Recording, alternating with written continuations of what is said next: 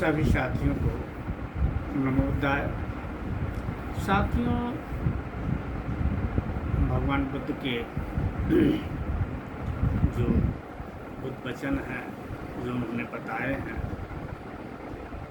दुख के कारण और दुख उत्पन्न होने के क्या रास्ते हैं, उन रास्तों को अवरुद्ध करके दुख को कम करने की या उन चीज़ों को समझने के जिसके कारण दुख उत्पन्न होते हैं। भगवान बुद्ध ने बताया कि जीवन में 3 क्लेश हैं जो दुख के कारण होते हैं: राग, द्वेष, मोह। राग का मतलब है कि लोभ या तृष्णा, किसी व्यक्ति, वस्तु या परिस्थिति के प्रति हमारा जो अत्यधिक चाव हो जाता है, जो लगाव होता है, वो दुख का कारण होता है। अगला है द्वेष, किसी व्यक्ति, वस्तु या परिस्थिति के प्रति हमारा जो गुस्सा होता है, हमारा जो उससे विरोध होता है, जो घृणा होता है, ये दुख का कारण होता है। या तीसरा मोह, यानी अज्ञान, जो परमानेंट नहीं है उसको परमानेंट मान लेना, जो अपना नहीं है उसको अपना मान लेना, यानी एक भ्रम।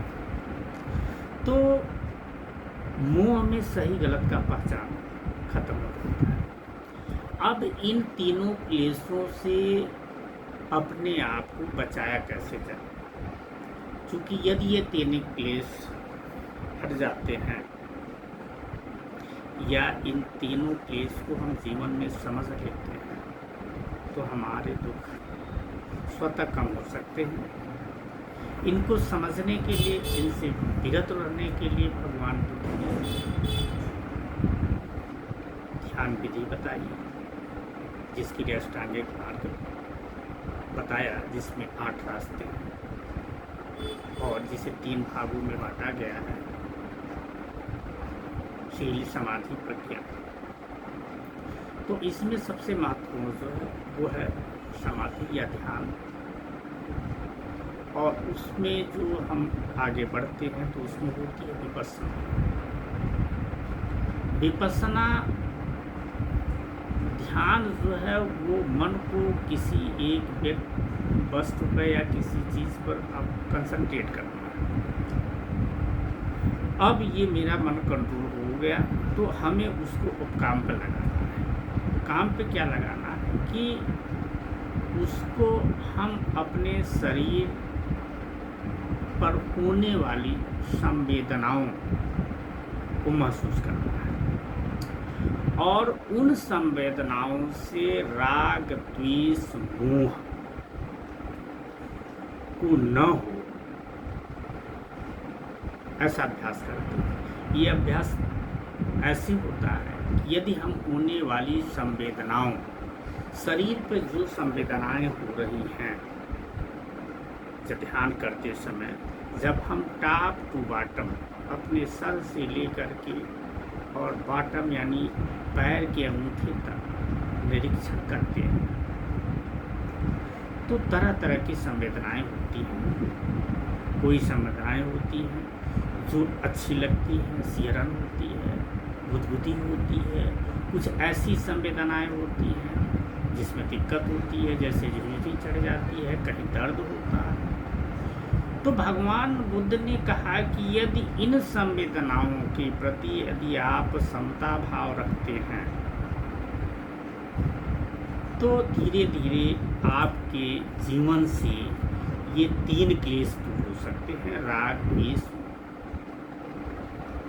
तो उसके अभ्यास के लिए विपस्सना में इन संवेदनाओं को महसूस करने और उनके प्रति लगाव न करना, उनसे द्वेष न करना।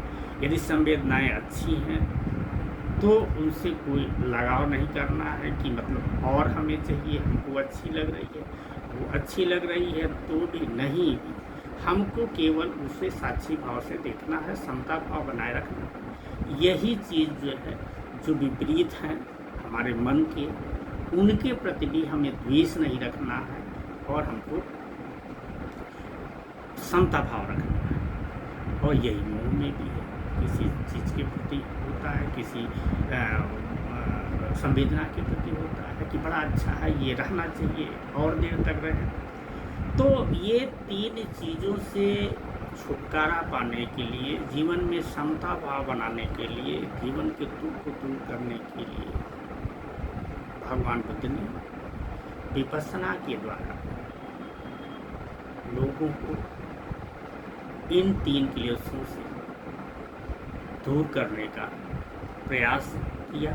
लोगों को पता है कि इसके माध्यम से आप राग द्वेष मोह को यदि इससे विरत हो जाते हैं, इसमें समता भाव आ जाता है, इन परिस्थितियों में जब ये उत्पन्न होता है, आप इसको समझ जाते हैं कि ये हमको अत्यधिक लगाव हो रहा है, अत्यधिक चाह हो रही है, यानी वहाँ राग है, आप समझ जाते हैं और उसके बाद समता भाव रखते हैं। या कहीं विपरीत परिस्थितियाँ, आपको गुस्सा आता है, आपको तो वहाँ भी हमको जो है गुस्सा नहीं करना है, घृणा नहीं करना है और समता भाव रखना, यही मुक्ति है। तो यदि जो है हम संवेदनाओं के माध्यम से राग और द्वेष मोह के प्रति समता भाव अपने जीवन में ला सकें,